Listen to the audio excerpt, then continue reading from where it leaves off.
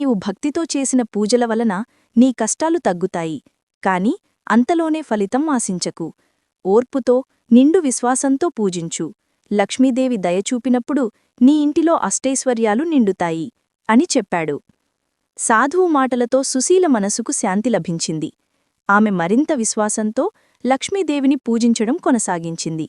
ఒకరోజు రాత్రి ఆమె కలలో లక్ష్మీదేవి ప్రత్యక్షమై, అమ్మా, నీ భక్తికి నేను సంతోషించాను. నీ ఇంటిలోని పాత బావిలో ఒక నిధి ఉంది, దానిని తీసుకుని నీ కష్టాలన్నీ తీర్చుకో అని చెప్పి అదృశ్యమయ్యింది. తెల్లవారుజామున సుశీల పరుగుపరుగున వెళ్లి పాతబావిని చూసింది. అందులో నిజంగానే ఒక పెద్ద బంగారు నిధి ఉంది. ఆ నిధితో ఆమె కష్టాలన్నీ తీరిపోయాయి. ఆమె భర్తకు మంచి వైద్యం చేయించి పిల్లలకు మంచి జీవితాన్ని ఇచ్చింది. అప్పటినుండి సుశీల లక్ష్మీదేవిని మరింత భక్తితో పూజించడం ప్రారంభించింది.